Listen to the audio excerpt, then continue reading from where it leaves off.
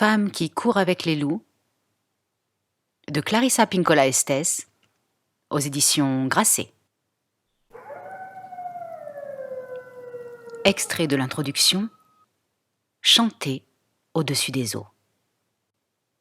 Le mot sauvage n'est donc pas utilisé ici en son sens moderne, péjoratif, d'échapper à tout contrôle, mais en son sens originel de vivre une vie naturelle.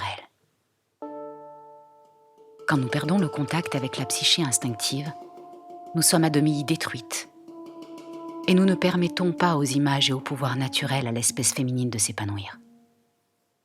Quand une femme est coupée de sa source fondamentale, elle est stérilisée, elle perd ses instincts, ses cycles de vie naturels, que la culture a occultés, ou l'intellect, ou le moi, le sien ou celui des autres. La femme sauvage, c'est la santé de toutes les femmes. Sans elle, la psychologie féminine n'a aucun sens. Elle est la femme prototype.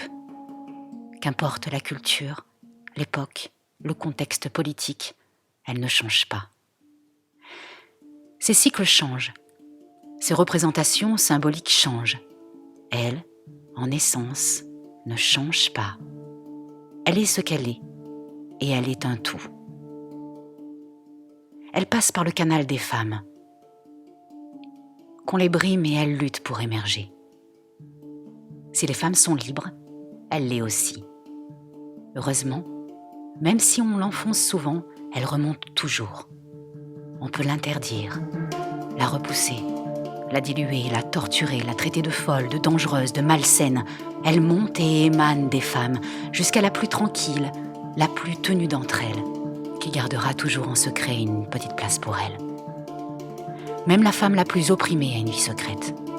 Ses pensées, ses émotions secrètes sont torrides et sauvages, c'est-à-dire naturelles.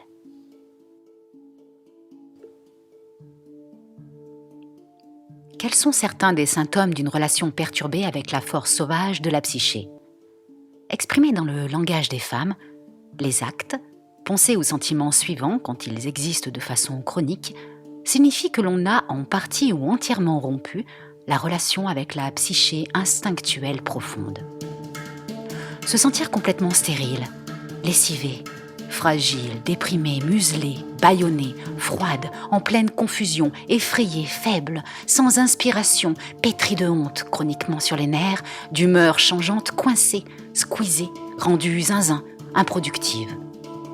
Impuissante, doutant perpétuellement, à vif, bloquée, incapable d'aller jusqu'au bout, sacrifiant sa créativité aux autres, se laissant dévorer par le travail, les hommes ou les amis, inerte, indécise, sans assurance, incapable de trouver le calme, de se fixer des limites.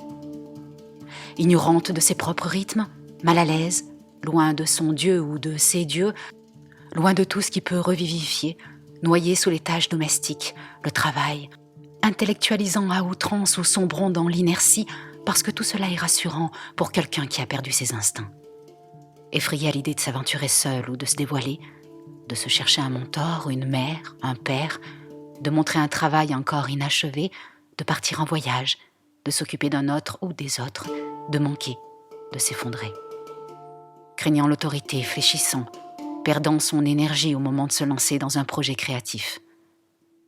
Humiliation, fureur, repli, anxiété. Craignant de mordre lorsqu'il n'y a rien d'autre à faire. Peur de la nouveauté, d'affronter les choses, de prendre la parole, de s'élever contre, cœur serré, estomac retourné, plié en deux, étranglé, trop gentille, trop conciliante. Revanche. Ayant peur d'arrêter, peur d'agir, comptant jusqu'à 3 pour ne rien faire, finalement, complexe de supériorité, ambivalence, par ailleurs tout à fait capable, fonctionnant parfaitement. Toutes ces coupures d'avec la femme sauvage ne sont pas le mal du siècle, le mal d'une époque, le mal d'une ère.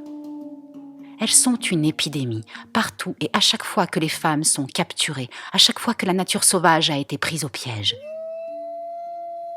Une femme saine est comme une louve, robuste, pleine comme un œuf, débordante de vitalité, consciente de son territoire, donneuse de vie, inventive, loyale, bougeant beaucoup. Séparée de la nature sauvage, sa personnalité s'affaiblit, s'étiole, devient spectrale. Nous ne sommes pas faites pour avoir le poil rare et être incapables de bondir, de chasser, de donner la vie, de créer la vie. Quand la vie des femmes est en état de stase ou bien est pleine d'ennui, il est temps qu'émerge la femme sauvage. Il est temps que la fonction créatrice de la psyché vienne inonder le delta. Comment la femme sauvage agit-elle sur les femmes ? Avec elle pour allié, pour leader, pour modèle et professeur, nous ne voyons plus le monde avec nos 2 yeux seulement, mais avec les milliers d'yeux de l'intuition. L'intuition nous rend semblables à la nuit, constellée d'étoiles.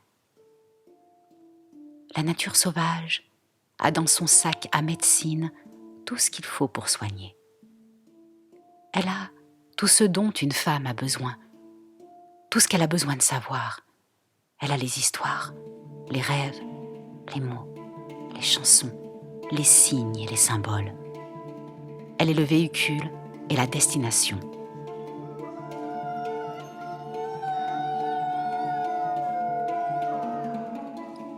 S'adjoindre la nature instinctuelle ne signifie pas tout changer de fond en comble, agir de manière inconsidérée ou incontrôlée, ni perdre ses repères sociaux premiers ou se défaire de son humanité.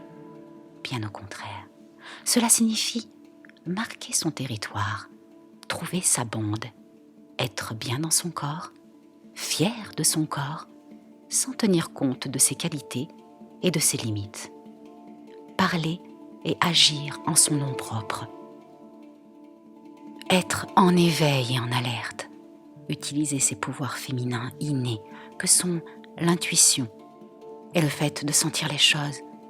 Intégrer ses propres rythmes, découvrir sa véritable appartenance, se montrer digne, conserver le plus possible de conscience.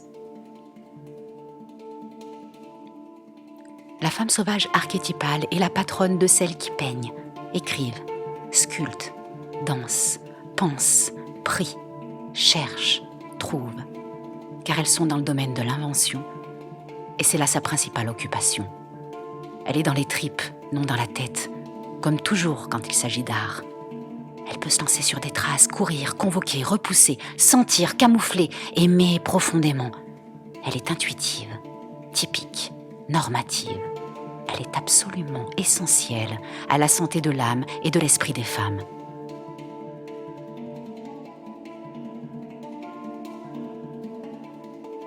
Où la trouve-t-on ?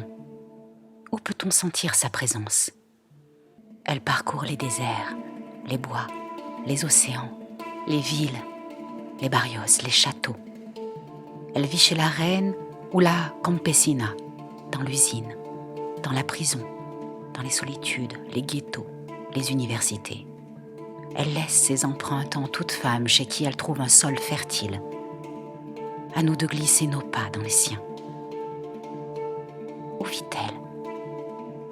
Au fond du puits, dans les larmes, dans l'océan, dans le cambium de l'arbre, dans l'éther d'avant tous les temps. Elle appartient au futur et au commencement.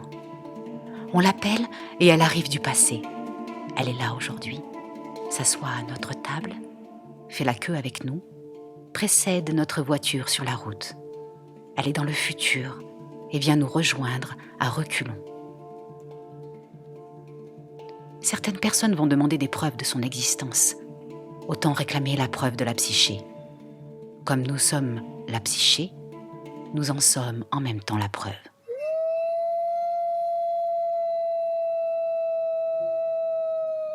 Si vous voulez faire de nouveau appel à la femme sauvage, refusez d'être capturé.